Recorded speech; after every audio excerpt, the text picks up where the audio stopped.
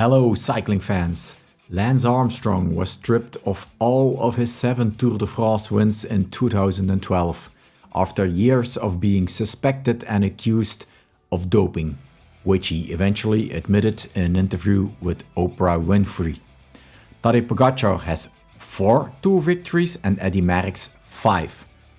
Other facts: Pogi was caught doping 0 times, Eddy Merckx 3 times, but never during the Tour.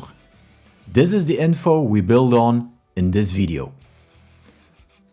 When the comparison between Pogacar and Merckx is made, we've noticed that many people immediately write Merckx off and put him equal with Armstrong's cheating.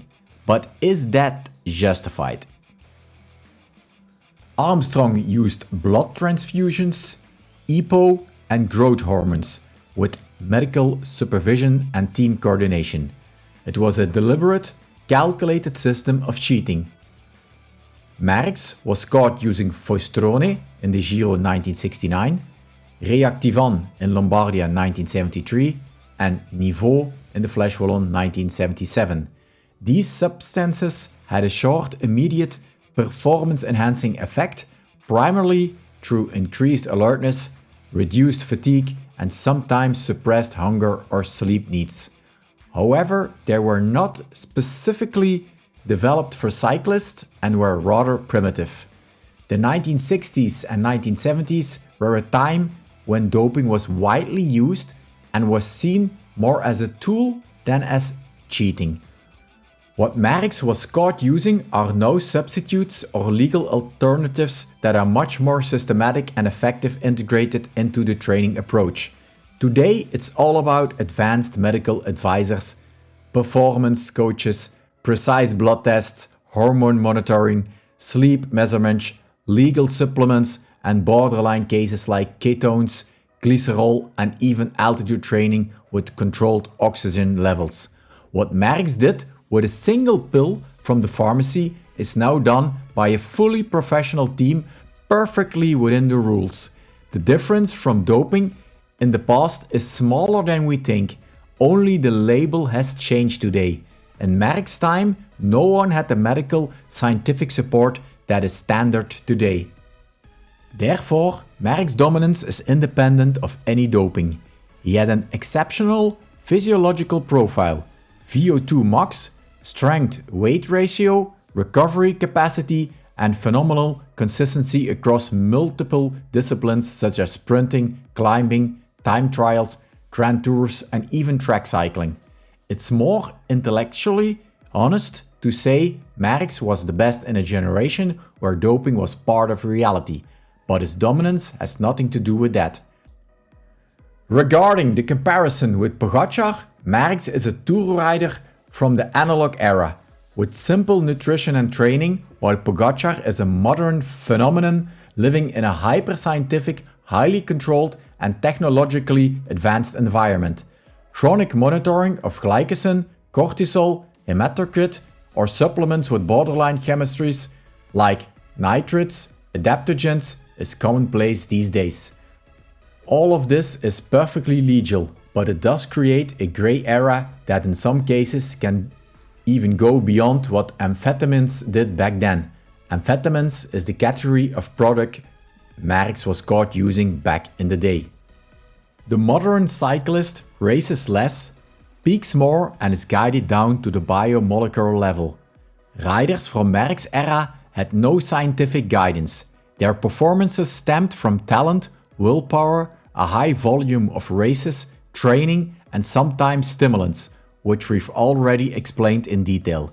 It's certainly true that what used to be doping is now often legal, but just as powerful and structural in the guidance of top athletes. What Armstrong did was something completely different. Doping was synonymous with cheating in his time, and he wasn't just a user, but played an active role in the doping regime within his team US Postal Service. He forced or encouraged teammates to participate. The boss, as he was called, used his power to pressure or legally attack whistleblowers and critics. In short, Armstrong used EPO, blood transfusions, testosterone, cortisone, and various masking techniques, all within a tightly orchestrated and secretive system. It wasn't an individual sin, but an industrial doping structure of which he became the figurehead. Compared to him, the Merckx generation could be described as strong disadvantage when it came to performance-enhancing drugs. Armstrong's competitors also doped, but as with Merckx, there's a difference here too. The level of organization, precision, and medical support within his team US Postal Service was unparalleled. The difference wasn't just in what they used, but especially in how they did it. Armstrong's rivals didn't do it with the same efficiency, control, and systematic approach as Lance himself. So what can we honestly conclude after all this argument? The doping advantage of Merckx era has long since been erased by the intensive supervision of today. As mentioned before, only the label has changed today. What Armstrong and his generation did was something completely different and much more decisive in terms of performance enhancement. Unfortunately, many cycling fans do not realize that the intensive supervision of today has long since surpassed the doping of the Merckx era. Hopefully this video can contribute to more nuance in this debate. And then finally, an extra topic. To conclude this video, many followers also think Merckx was racing against farmers and plumbers, amateurs. Is that right? Although the system of pro participation officially began in 1930, it wasn't until the late 1960s and 1970s that the level, preparation and status of the riders became truly professional for the entire Tour de France peloton. It's fair to say that the first fully professional peloton was on the starting line around that time. How they were prepared is obviously different compared to now, but Eddy Merckx was absolutely racing against pro cyclists, not farmers or plumbers, during his Tour de France victories. So no, Merckx was not dominating amateurs or part-timers. He was competing against strong, well-prepared, experienced professionals, many of whom had long decorated careers. That said, cycling back then was less globalized and less scientifically optimized than today, but within the context of the time, Merckx was beating the best and doing it convincingly. Let's take a look at Merckx's main competitors in this visual. These are the 8 strongest riders Eddy Merckx faced in his Tour de France career between 1969 and 1977. Take a look at the list and palmarès of his opponents. The largest margin by which Merckx won the Tour was 17 minutes and 54 seconds in 1969 against Pinjon, and the smallest was 8 minutes and 4 seconds in 1974 against Raymond Poulidor, the grandfather of Mathieu van der Poel.